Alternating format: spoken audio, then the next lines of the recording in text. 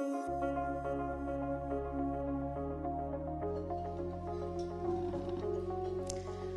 alaikum and good evening. It is such an honor to be here in Michigan. Again, I feel like I'm here almost all the time and it's wonderful. I was just here for ISNA, and by the way, it was one of the best, most organized ISNAs I've ever been to, so congratulations to Detroit for hosting a wonderful ISNA. And I'm coming back in just a couple weeks for the ISPU annual dinner on the 22nd of November. Now, I didn't grow up very far away from here. I actually grew up in Madison, Wisconsin, and I hope no one holds that against me. I just want to remind you that Islam is the religion of brotherly love, and that does include between top Big Ten rivals. Today is a very special time in the Islamic calendar, as was mentioned before. The 10th of Muharram marks Ashura, and it's a very special day for Muslims. Because the Prophet ﷺ said, instructed the believers to fast the day of Ashura in commemoration and in gratitude for God saving the children of Israel from Pharaoh by opening the Red Sea and allowing them safe passage while their enemies perished. I want to share some reflections on this special day with you because I think it's relevant today as it ever was. Today I want to talk to you about service, hope, and effort. The first lesson that I draw from Ashura is that of universal concern. We as Muslims, dating back to the Prophet and the companions, ﷺ, commemorate and show gratitude to God. Thank you. For saving the believers of Musa, who we consider our brothers and sisters.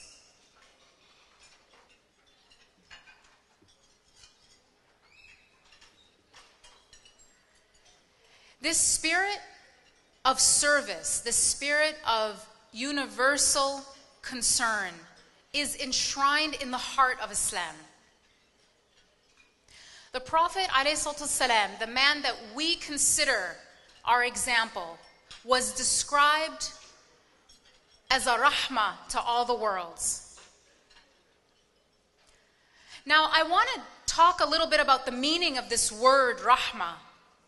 It's very important to understand it if we are claiming to follow a man described as being sent for nothing else but to be a rahmah to all the worlds.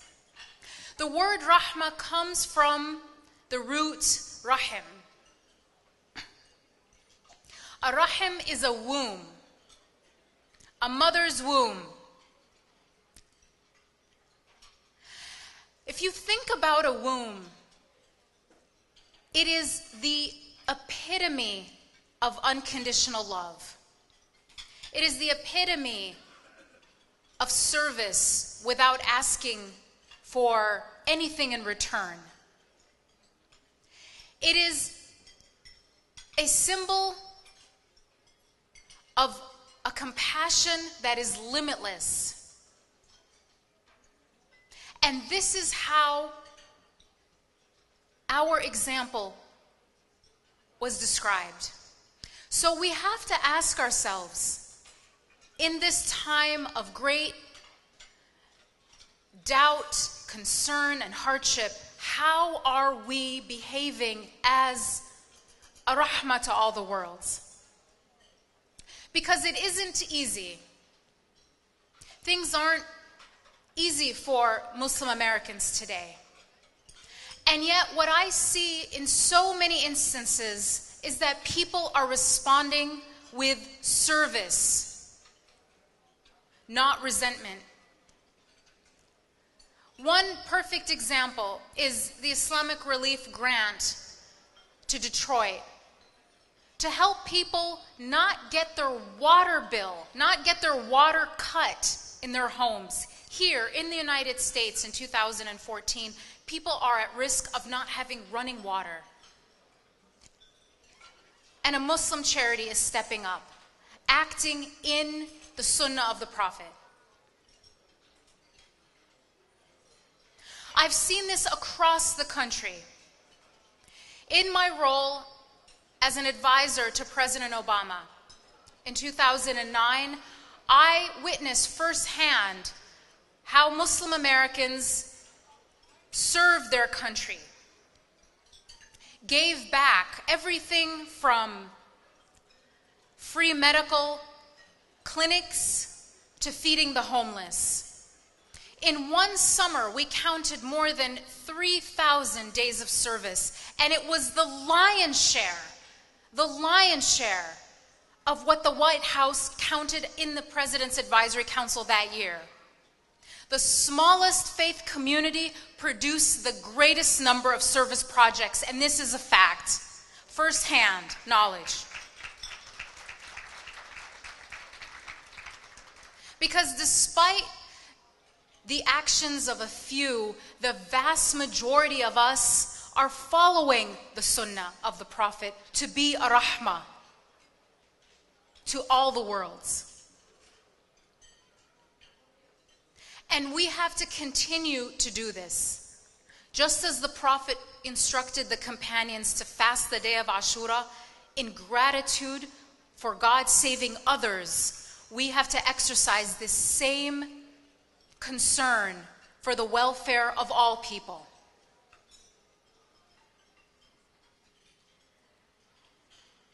The second lesson or reflection that I draw from this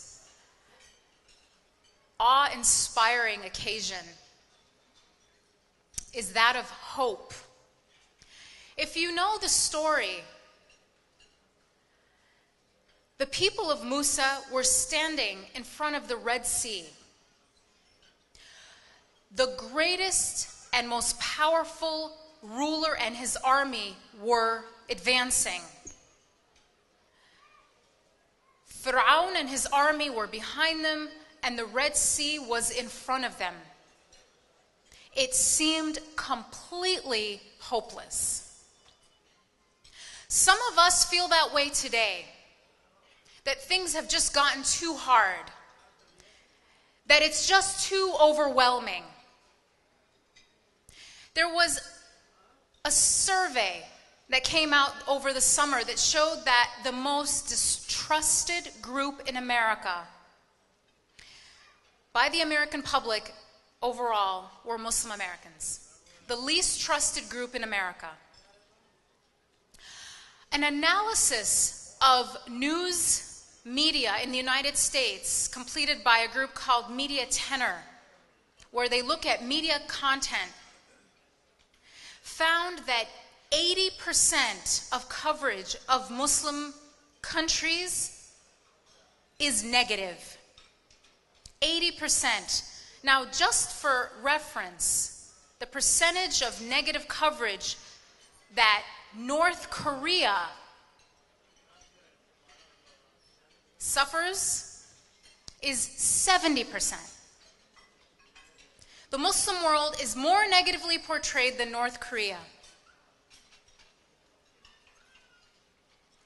a country that has been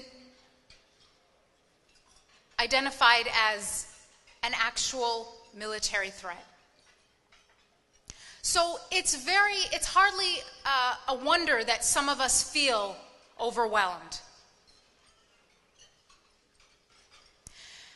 And so we can understand the people of Musa who said to him, "We are ruined. There is just no way out of this problem. The sea is in front of us, the army is behind us, we have no chance." But his response is the one we need to hear today, which is, "No, my Lord is with me." God is ever present. God is ever present, and it was this faith that brought about the miracle. It was his faith, his good opinion of God, that he would be saved and his people would be saved, that brought about the solution, the miracle that we celebrate today. But he also played a part, and that is the final reflection I want to share with you tonight. And that is of work. We have a part to play. We have to work. Because Musa alayhi salam was told, this is very important. He was told, "Strike your stick." Now, if you reflect on this fact that we may have just glossed over, he was told, "Strike your stick," before God opened the sea. Could God have opened the sea without Musa striking his stick? Of course, God is capable of all things. Did Musa's stick open the sea? Was this a cause-effect relationship? No, of course not. But yet he had to play his part. He had to do, and then God brought about the miracle. We also have to be that faithful worker. We have to have the faith and the ability to work. We have to also strike our stick. No, the opening will not be because of us, but we will be a tool to bring about that opening. So continue to work. Continue to build coalitions. Do it with the knowledge that you are not alone. Do it with the knowledge that faith is greater than fear. But continue to strike your stick, because you have to do what is asked of you. We have an election coming up. We have a duty to strike our stick at this election. You have to go out and be heard. This is your duty.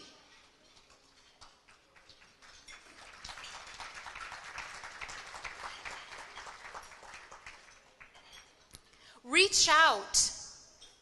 Serve all people in need.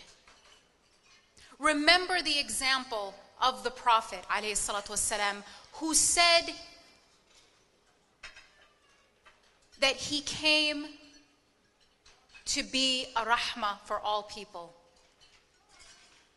If this is our example, we must walk in his footsteps.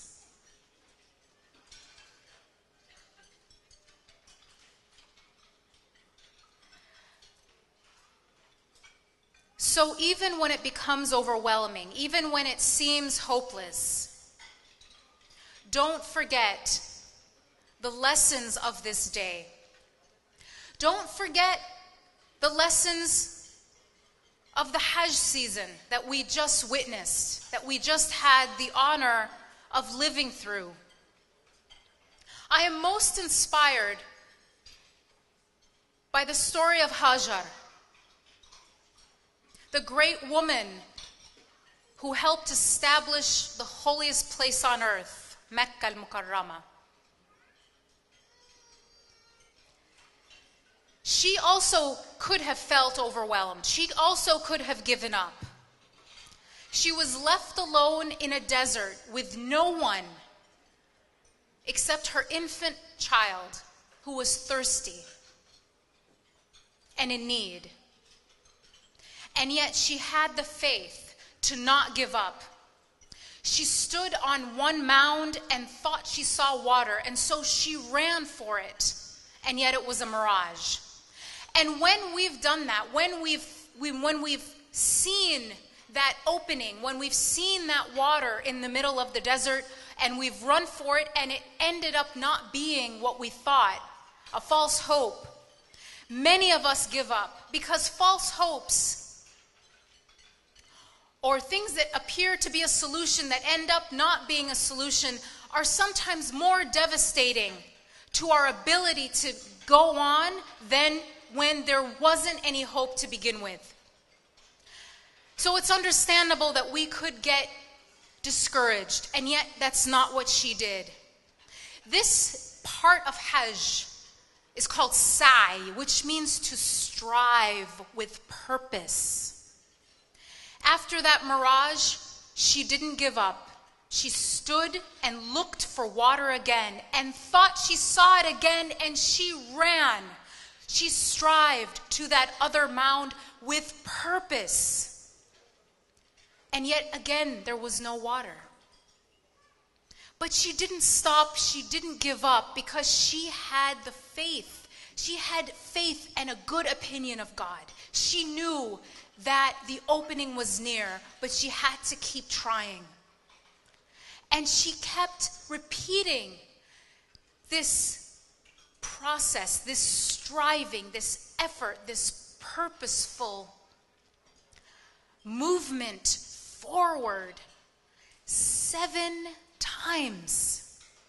And what is so moving when you go and walk in her footsteps in Mecca is you see the people running, and their 7th lap is as spirited as their first, in the footsteps of Hajar, who ran the 7th lap as fast as she ran the first, with no less enthusiasm.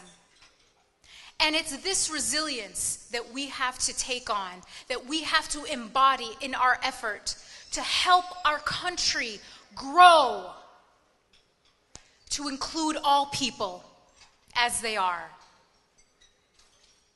It was only after the 7th lap that God brought forth the spring of Zamzam, establishing Mecca. It was in her footsteps that princes and prophets walked for the thousands of years since. So let us take that lesson with us as we leave tonight. Serve all people. Never lose faith. And strive. Work. Strike your stick. Thank you.